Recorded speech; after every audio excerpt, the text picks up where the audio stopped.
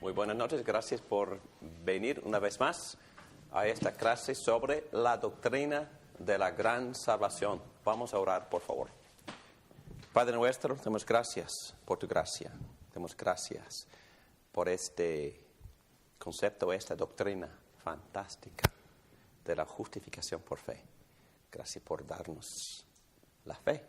Gracias por todos los beneficios y bendiciones que resultan de este gran don, esta gracia que viene de ti, para que nosotros podamos quedar justificados y perdonados y con vida y con muchos dones más.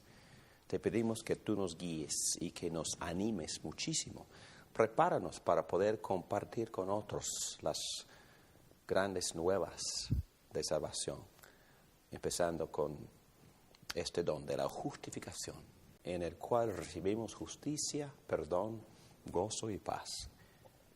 Te lo pedimos todo esto en el nombre precioso de nuestro Señor Jesucristo. Amén. Muy bien, hemos estado hablando por varias noches acerca de la doctrina que se llama la justificación por fe. Yo creo que es la doctrina central. Cuando se habla del Evangelio, es el don principal. Pero en palabras sencillas, ¿cuál es esta doctrina? ¿Cuál es la justificación, bíblicamente hablando? ¿Qué es lo que Dios hace cuando nos justifica? ¿Y qué significa la palabra justificar? Nosotros somos declarados justos. Declarados justos. Muy bien. ¿Y qué otro don se recibe? La justicia. La justicia, ¿ok? ¿Y qué más? Salvos. El perdón. El perdón de los pecados. Quisiera leer, por favor, la definición que viene del Catecismo Menor. Sí, la justificación es un acto de la libre gracia de Dios, por el cual Él perdona todos nuestros pecados y nos acepta como justos delante de Él. Mas esto solamente en virtud de la justicia de Cristo, a la cual nos es imputada y que recibimos por la fe únicamente. Ok, muy bien. Aquí se ve los dos dones, ¿verdad? La justicia y el perdón. Y Dios nos acepta como justos. La aceptación es otro don. Solamente en virtud de la justicia de Cristo, la cual nos es imputada. ¿Qué significa esa palabra? Imputada.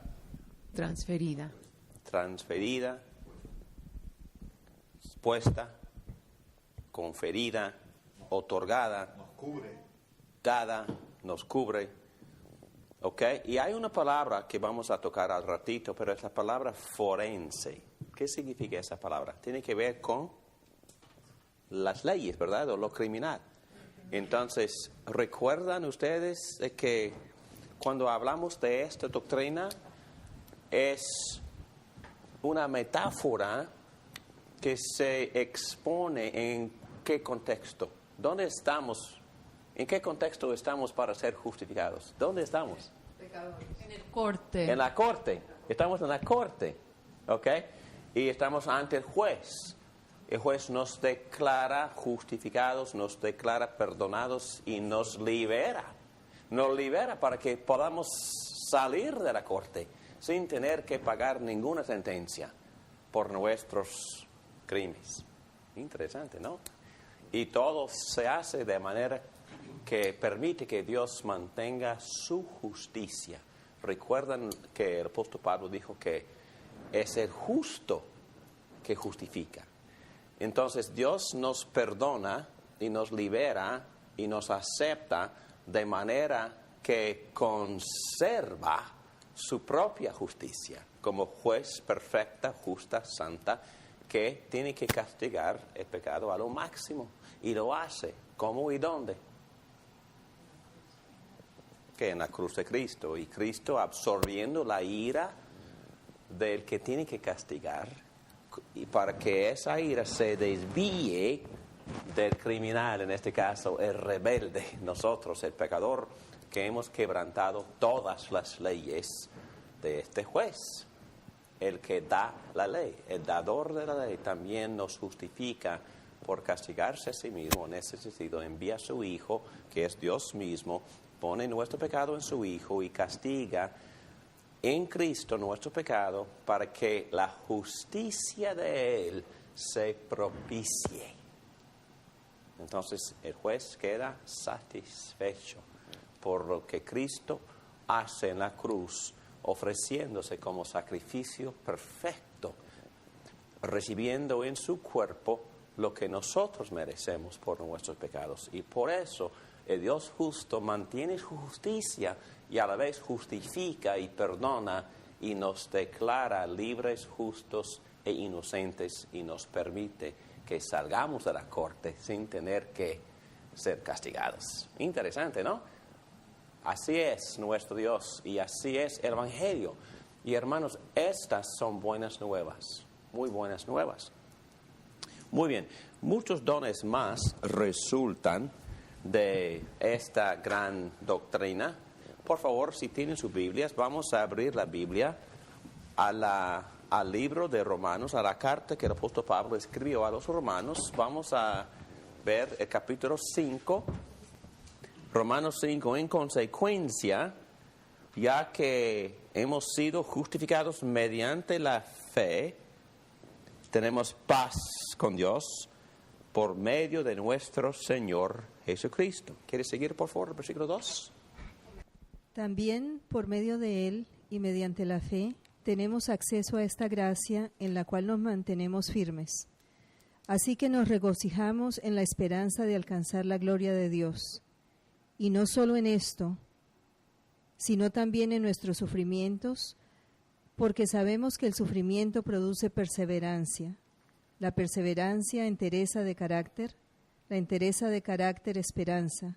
Y esta esperanza no nos defrauda, porque Dios ha derramado su amor en nuestro corazón por el Espíritu Santo que nos ha dado. Okay. ¿Quieres seguir hasta el versículo 11? A la verdad, como éramos incapaces de salvarnos, en el tiempo señalado Cristo murió por los malvados. Difícilmente habrá quien muera por un justo, aunque tal vez haya quien se atreva a morir por una persona buena. Pero Dios demuestra su amor por nosotros en esto, en que cuando todavía éramos pecadores, Cristo murió por nosotros. Y ahora que hemos sido justificados por su sangre, con cuánta más razón por medio de Él seremos salvados del castigo de Dios. Porque si cuando éramos enemigos de Dios fuimos reconciliados con Él mediante la muerte de su Hijo, con cuánta más razón, habiendo sido reconciliados, seremos salvados por su vida. Y no solo esto, sino que también nos regocijamos en Dios por nuestro Señor Jesucristo, pues gracias a Él ya hemos recibido la reconciliación. Magnífico, wow. Muy bien, primero que nada vamos a hablar del instrumento por medio del cual se recibe la justificación. La fe. La fe. Ok, al fin de cuentas hablamos de la fe. Y hasta ahora he resistido. ¿Por qué? No he permitido esta conversación acerca de la fe. ¿Por qué? No es la fe que nos salva. Exactamente. Y la gente quiere correr a hablar de la fe de inmediato, como si fuera su fe, que es lo más importante, como si fuera la base sobre la cual nosotros descansamos para ser salvos. Pero obviamente así no es, ¿verdad? ¿Cuál es la base sobre la cual descansamos y sobre la cual se basa la justificación? La obra redentora de Jesucristo. Exactamente, la obra del Redentor. Y específicamente, ¿qué obra? Su muerte en la cruz. Su muerte en la cruz. ¿Y qué más? Su vida justa. Su vida justa. Y por medio de su vida justa y su muerte de cruz, Dios se nos transfiere la perfección, la justicia, la rectitud de su propio Hijo Jesucristo. O en otras palabras, Dios nos imputa, nos cubre, nos comparte la misma justicia de su Hijo Jesucristo. Su vida es esencial. Entonces es esencial que Dios mismo llegue a ser hombre, porque este hombre divino vivió justo. Y nosotros tenemos que descansar sobre esta vida justa para poder ser salvos. Y también hay que descansar sobre la muerte, porque la muerte que propició la justicia de Dios permite que Dios nos perdone y que no nos castigue. Pero algo más se necesita: perfección, justicia. No podemos llegar a Dios sin esta justicia, porque solo los justos participan en el reino de Dios. Entonces tenemos que estar en Cristo para poder tener esta justicia. Esas sí son buenas nuevas. Son muy buenas nuevas, porque yo tengo una conciencia bastante frágil y son muy buenas nuevas para este pecador. Ahora entiendo por qué los judíos estaban bravos y molestos de que no le cobraran los crímenes, las culpas al pecador. Exactamente. Pero entendemos que Dios sí castigó a los criminales, ¿verdad? Antes de perdonarlos en Cristo Jesús, el cual propició la justicia. Por llegar a ser pecado por nosotros, Dios puso el pecado nuestro, la culpa nuestra, la suciedad nuestra, el castigo nuestro, y lo quebrantó, dijo Isaías en 53:10. Muy bien, vamos a hablar un poquito de la fe. En página 48, donde pues está la jactancia, queda excluida. ¿Por cuál principio? ¿Por el de la observancia de la ley? No, sino por el de la fe. Ya hablamos de la fe, porque sostenemos que todos somos justificados por la fe, y no por las obras que la ley exige. ¿Es acaso Dios solo Dios de los judíos? ¿No lo es también de los gentiles? Sí, también es Dios de los gentiles, pues no hay más que un solo Dios. Él justificará por la fe a los que están circuncidados, y mediante esa misma fe a los que no lo están. ¿Por qué Pablo menciona eso? ¿Qué está diciendo? La salvación no es solamente para los judíos, sino para todos. Para todos. ¿Por qué les era muy importante la circuncisión? Esa era básicamente la diferencia entre ellos y todos los otros pueblos de la tierra. Y eso era como un señal que ellos eran el pueblo escogido de Dios. ¿Existe la misma confusión hoy en día? Eso nos separa también es una separación, circuncisión o sea que somos separados, como antes, como Abraham. ¿Qué fue el uso o el propósito de la circuncisión en aquel entonces? Para identificar el pueblo de Dios. ¿Y cuál es el sustituto el día de hoy? El bautismo. El bautismo. El bautismo. Exactamente. ¿Existe la misma confusión? Hay personas que creen que por el hecho de que son bautizados, ¿qué? Serán salvos. Son salvos únicamente porque han recibido la señal. Hay un montón de personas que creen eso. Eso es lo que la iglesia enseña. Así es. Hay muchas iglesias que enseñan eso. Y les hago una pregunta. ¿Es necesario el bautismo para ser salvo? No. Entonces, ¿qué lugar tiene el bautismo? ¿Es importante? Es un rito que se origina, me imagino, cuando bautizaron a Jesucristo, ¿no? No lo llevaron al agua y le echaron... Bueno, el origen es cuando bautizaron a Abraham. Con otra señal, pero con el mismo significado. La circuncisión significaba exactamente lo mismo que el bautismo. Entonces, el bautismo sí señala toda la obra de Jesucristo, la limpieza, el perdón, el derramada de sangre, y también, como ya alguien dijo, la identificación con Cristo, con el pueblo de Dios, es nuestra tarjeta de identificación, definitivamente. Y es también un mandato de Dios que nosotros recibamos esta señal. Es muy importante Para Dios es importante que sus hijos, su pueblo, tenga esta marca que los identifica como suyos. ¿Ok? Pero, ¿qué dice Pablo con respecto? Es que una persona sin tener esta señal, ¿es posible que sea justificado? Exactamente. Los que sí tienen o los que no tienen, los dos sí pueden. ¿Cómo? Por la fe. Por la fe en Cristo. Y si una persona nunca ha recibido su señal o su sello, debe de recibirlo, ¿no? Debe de ir a la iglesia y pedir a la iglesia que él se le dé. Pero puede creer en Cristo para ser salvo antes o después.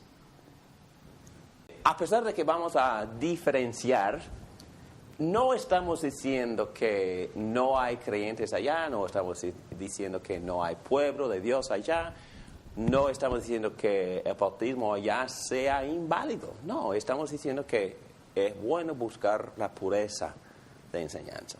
Lo único que estamos diciendo es que hay que buscar la pureza de doctrina, hay que buscar lo que la Biblia enseña, porque tiene ramificaciones, tiene implicaciones, tiene resultados, tiene aplicaciones.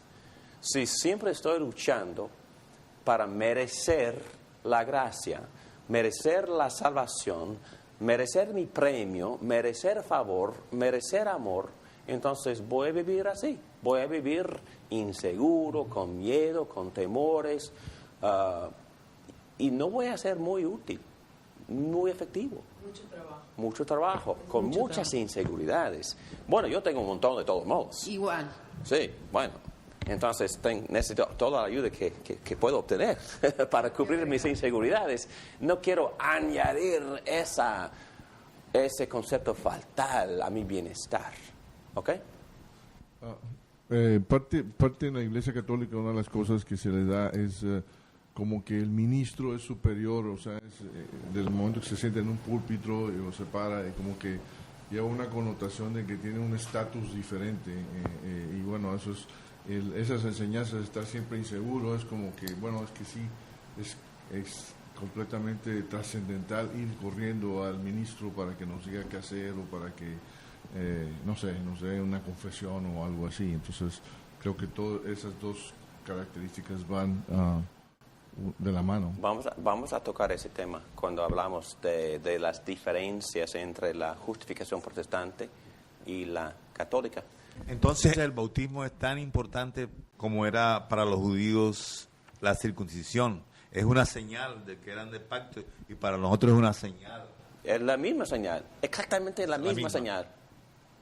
Sí, y es importante, pero no salva ni justifica. Y en el libro de Romanos, Pablo argumenta de que en el caso de Abraham fue justificado antes de ser circuncidado, y presenta el mismo argumento en el caso de Isaac, fue justificado o fue circuncidado antes de ser justificado, porque era bebé de 8 días. ¿Ok? Entonces nosotros también le ponemos la señal a nuestros bebés. Magnífico. Las dos cosas no ocurren necesariamente al mismo instante, la justificación y el bautismo. Pueden, pero no es necesario. Normalmente en el caso de los que creen en el pacto o los que bautizan a sus niños, los niños creen muchos años después y serán justificados después. En el caso del adulto que viene sin este privilegio o sin el contexto de la iglesia, o un adulto que nunca ha tenido comunidad de fe, bueno, este adulto recibe su señal, su sello, después de creer y ser justificado. Pero no importa, tiene el mismo valor y tiene las mismas implicaciones, pero estamos hablando no del bautismo. ¿Por qué será que se cambió el señal? La Biblia no habla de por qué ahora es el bautismo. Sí. Veo Claro que que se sí. puede aplicar Sí. a mujeres, obviamente, ahora. Sí, no, exactamente. Y vamos a tener una clase de por lo menos 15 horas sobre los sacramentos.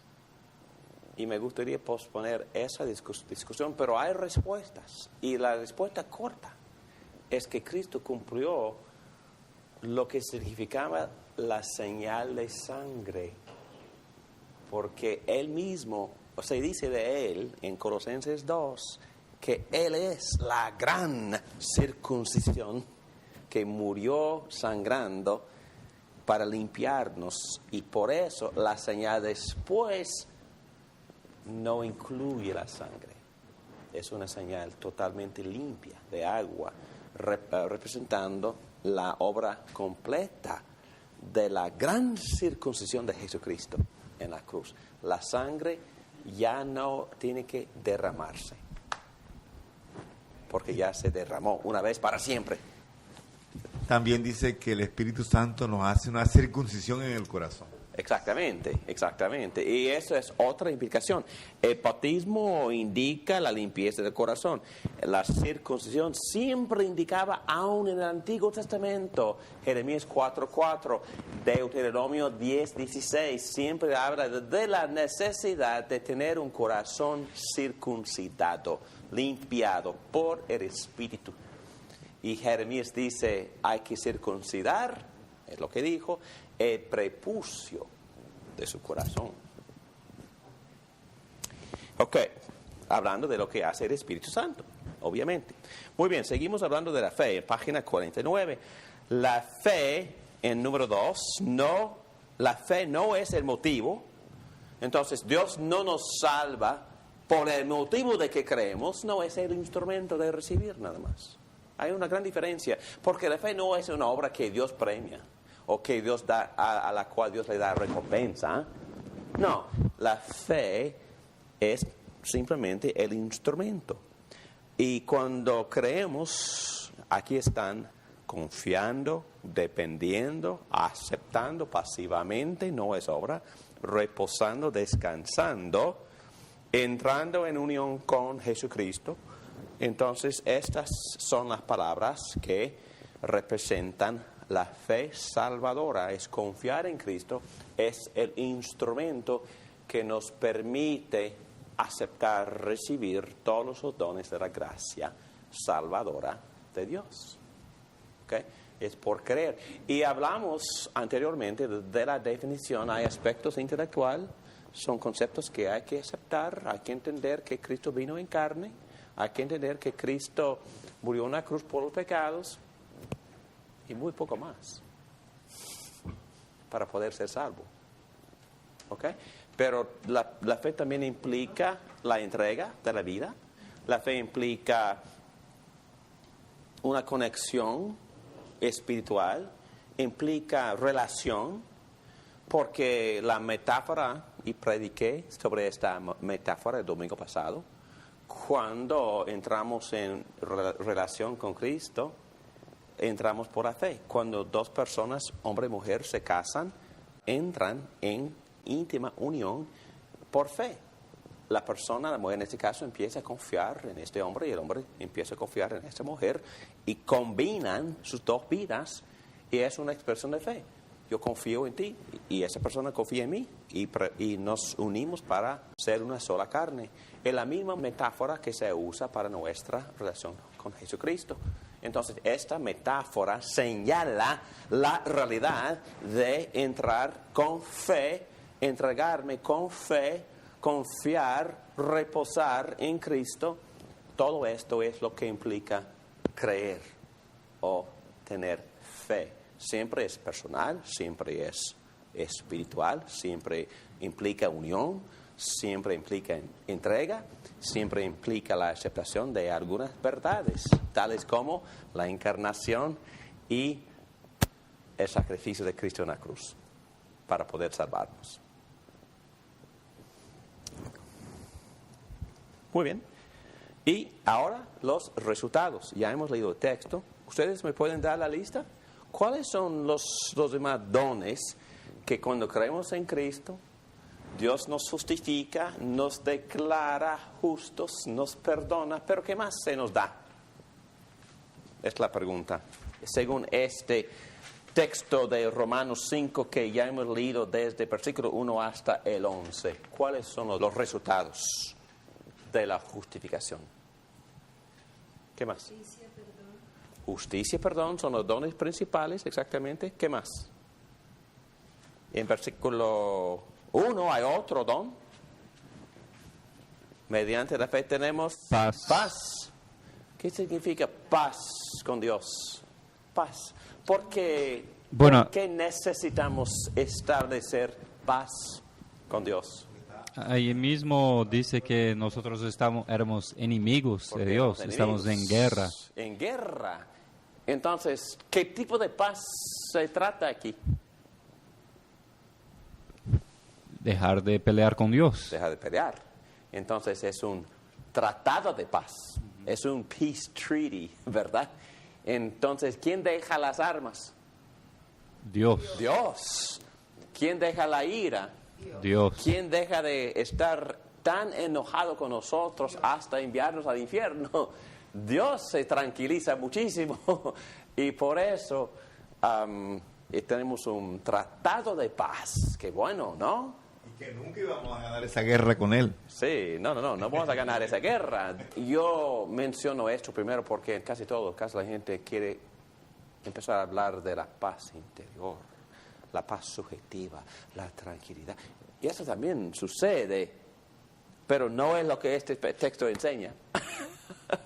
Este texto enseña un tratado oficial, una reconciliación con Dios, siendo enemigos nosotros, rebelando contra Él y contra sus leyes. Ya no tenemos que temer las consecuencias de nuestra rebeldía, porque tenemos acceso a la gracia. También acceso a la gracia. Es otro don, acceso. Y esa palabra es muy, muy bella, porque en verdad, ¿dónde estaremos para tener este acceso? En la gracia de Dios. El libro de Hebreos habla con detalle acerca de la posibilidad de ir a dónde. Al trono de Santo Dios. de los santos. Exactamente, al trono de la gracia. Y entramos en el lugar santísimo, donde Dios está en su trono. Porque ahí tenemos, ¿a quién más? Nuestro mediador, nuestro intercesor. Ahí está. Nuestro abogado, que aboga siempre por nosotros, ofreciéndole a Dios este sacrificio eternamente, para que nosotros tengamos seguridad y protección y salvación eternamente. Entonces, por no tener que temer castigo, amamos y entramos y Dios nos permite tener acceso, nos invita a su trono para conversar directamente con Él.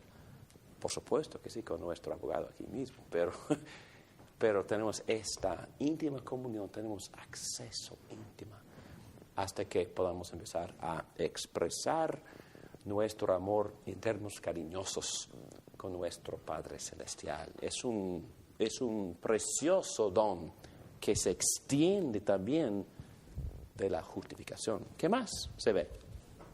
Tenemos esperanza. Esperanza. ¿Y qué significa esa palabra? Porque en inglés esperanza implica quizá, o espero que, o maybe, tal vez. Pero en griego, esperanza es confianza definida. Es certeza. Es como una ¿Certeza de qué? certeza de alcanzar la gloria de Dios. De alcanzar la gloria de Dios. Entonces es una cosa ya decidida, ya hecha, ya determinada. No es una cosa de la cual tenemos dudas o cuestiones o preguntas o ni inseguridades, porque la palabra en sí quiere decir certeza. Tenemos certeza de poder recibir la gloria de Dios. Aquí esperanza no quiere decir como un deseo, sino deseo, es una certeza. Es certeza. Bíblicamente, en griego, la palabra no significa lo que nosotros entendemos en inglés o en español por el uso de esta palabra. Significa certeza de una cosa ya decidida y hecha. Entonces, eso es muy similar a la fe en el hecho de, como describe en Hebreos, que la fe es la certeza de de las lo que cosas no se invisibles. ve. Sí, exactamente. Muy, muy parecida. Ok, ¿qué más? Reconciliación. Reconciliación con Dios es otro don. Y otra vez, la necesidad de la reconciliación se basaba en Porque estamos en guerra, la enemistad. en la enemistad. Si vamos a volver a ser amigos, es porque éramos amigos, ¿cuándo? En el Edén. En Edén. Pero salimos, rebelamos, desobedecimos y Dios nos expulsó para protegernos. Pero ahora podemos volver bien protegidos por nuestro mediador, nuestro redentor, que nos justifica y que nos reconcilia otra vez para que lleguemos a ser amigos con Dios. Qué privilegio tan grande. Fuimos expulsados, botados del paraíso, y Jesús dice que ahora podemos entrar confiadamente al trono de gracia. Increíble, ¿no? No es cuestión de volver, es un estatus mejor que lo que era anteriormente en el jardín. Mucho mejor. ¿Sí no es? Increíble. ¿Qué más? Tengo aquí la palabra gozo. Gozo. Regocijamos en la esperanza. Tenemos gozo. ¿Qué más? Amor. En versículo 5, ¿verdad? El amor de Dios en nuestros corazones que es confirmado por el Espíritu Santo y la seguridad en Cristo. Y no podemos decir también que tenemos el Espíritu Santo. Que tenemos al Espíritu Santo, exactamente. Qué bueno, qué bueno. Entonces tenemos un montón de dones y creo que en todo sentido la aceptación, el favor de Dios son otros dones. Y en muchos casos, no sé de ustedes, pero por mi conciencia tan delicada a veces me siento inferior, me siento aislado, que no, así como no merezco estos privilegios, pero Dios siempre nos dice, por favor, si tienes acceso, tienes favor, te favorezco. Quisiera tratarte como si fueras Jesucristo. Porque y vamos a estudiar esto al fondo cuando tocamos el tema de la adopción. Porque legalmente Dios nos da todos los favores, privilegios y gloria que se le conceda a Jesucristo. Increíble. Compartimos su gloria, dice Pablo. Coherederos. Coherederos. ¿Y qué es? Oh, es otra cosa. ¿Qué es lo que heredamos? En capítulo 4. ¿Qué es lo que Satanás le prometió a Jesucristo? Ahí está, Romanos 4:13. ¿Qué dice? En efecto, no fue mediante la ley como Abraham y su descendencia recibieron la promesa de que él sería heredero del mundo, sino mediante la fe, la cual se le tomó en cuenta como justicia. Heredero del mundo. Oh, y esa palabra mundo en griego es cosmos, que en griego implica mucho más que la tierra. Implica Todo el cosmos, universo. el universo. Y en Romanos 8, versículo 21, de que la creación misma ha de ser liberada de la corrupción que la esclaviza para así alcanzar la gloriosa libertad de los hijos de Dios. Versículo 17, y somos hijos, somos herederos, herederos de Dios y coherederos con Cristo, pues si ahora sufrimos con Él, también tendremos parte con Él en su gloria. Versículo 17.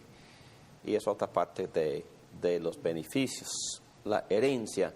La herencia en sí es Dios mismo, la herencia es Cristo y somos la herencia de Cristo, pero en otro sentido vamos a compartir la gloria, vamos a compartir la gobernación del universo con Jesucristo. Como fue el plan desde el principio, pero abandonamos nosotros el plan, porque ¿cuál fue la tarea o el papel que Dios le dio a Adán? Administrador de todos los bienes, que gobernara bien, cuidarla, protegerla, Cultivarla, cultivarla, administrar administrar todo. todos los bienes. de toda la creación y abandonó esa responsabilidad por pecar y por insistir en otro papel que no era suyo. Sí, el Salmo 8 dice, todo lo pusiste bajo sus pies, leíste todas las cosas. Lo hiciste un poco menor que los ángeles y le coronaste de gloria. Y en otro sentido, esta es la herencia que Dios le prometió a Jesucristo por su obra salvadora. En otras palabras, participamos nosotros en lo que ganó Jesucristo por su propia obediencia, cumpliendo en el área en el cual Adán falló. Volvió Jesucristo y hizo lo que Adán abandonó o no lo hizo. O sea que la conquista del botín de Jesús es compartido con nosotros. Con nosotros, exactamente. Dios ya está compartiendo ese botín con nosotros, derramando, botando desde, ¿dónde? Dice el libro de Hechos en varios textos, botando dones de su puesto a la derecha del Padre, botando dones, gracia, arrepentimiento y fe y otros dones. El Espíritu Santo, la llenura del Espíritu Santo, dones espirituales, Dios está derramando desde su... Jesucristo está derramando esos dones desde su trono ahora mismo. Repartiéndonos, exactamente. ¿Y escogiendo? También. También. Y dando fe y arrepentimiento como dones. Bueno, aceptación, sentimos amados. ¿Se sienten amados ustedes? ¿Se sienten perdonados? ¿Favorecidos? A veces. ¿Libertad? ¿Paz? ¿Paz interior?